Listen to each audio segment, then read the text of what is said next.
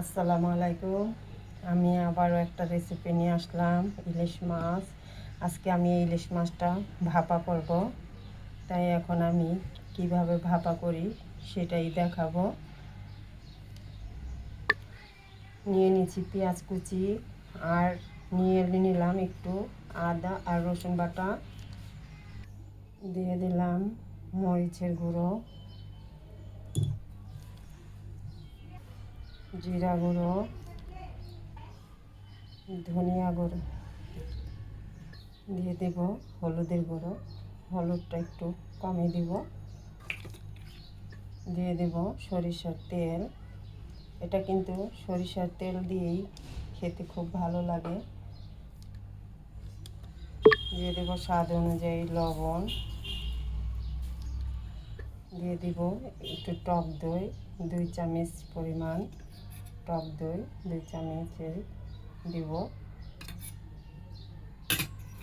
এখন এটা আমি হাতে ভালো করে মেখে নিব।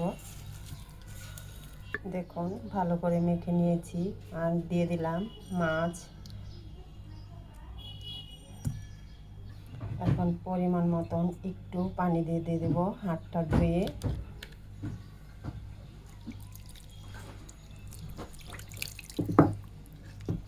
কারণ বেশি পানি লাগবে না, এটা ভাপার উপরেই সিদ্ধ হবে। এখন এটার উপরে আমি এখানে কাঁচা টমেটো নিয়েছি, আমি কয়েক টুকরা কাঁচা টমেটো দিয়ে দেব। আপনারা দিলে দিতে পারেন, নাও দিতে পারেন, আর পাকা টমেটো দিতে পারেন। আর দিয়ে দিব কাঁচামরিচ, 3টে কাঁচামরিচ। এখন আমি চুলায় বসাবো। দেখুন এখানে কিন্তু গরম পানিটা আগে বসিয়ে দিয়েছি, আর একটা স্ট্যান্ড বসিয়ে নিয়েছি। এখন আমি এটার উপরেই কড়াইটা বসিয়ে দেব। আর আপনারা ইচ্ছে করলে টিফিন বক্সে, টিফিন বাটিতেও দিয়ে ঢাকনা দিয়ে ঢেকে দিতে পারেন, কিন্তু আমি এখন এটার উপরে একটা হড়া দিয়ে দিব, তারপরে বড় একটা ঢাকনা দিয়ে দেব। এই যে এই সাইজের হড়াটা দিয়ে ঢেকে দিলাম।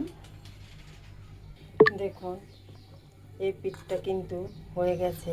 এখন আমি একটু উল্টিয়ে দিব, এই পিঠ করে দিব, যাতে এই পিঠটাও হয়ে যায়।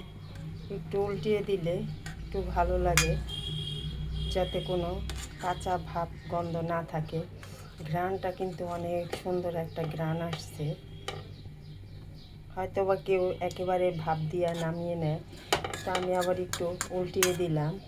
উল্টিয়ে দিয়ে এখন আবার এটার উপরে আমি কিছু বেরেস্তাটা দিয়ে দিব। বেরেস্তাটা দিয়ে দিলাম, দিয়ে দিব কিছুটা ধনিয়া পাতা। এখন এটা দিয়ে 5 মিনিট আরও রেখে দিব, তারপরে নামিয়ে নিব। এখন আবার ঢেকে দিলাম। দেখুন ইলিশ মাছটা কিন্তু হয়ে গেছে। এখন আমি এখানে নামানোর আগে আর একটু কাঁচা সরিষার তেল দিয়ে দিব, কারণ এটা সরিষার তেলেই খুব মজা লাগে। তেলটা দিয়ে নিলাম।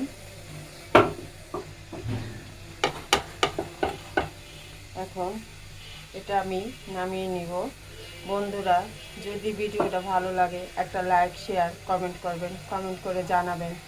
এবং ভিডিওটি ভালো লাগে একটা লাইক, শেয়ার, কমেন্ট করবেন। আমার ভিডিওটি বন্ধুরা সম্পূর্ণভাবে দেখে চ্যানেলটি সাবস্ক্রাইব করে দিবেন। আল্লাহ হাফেজ।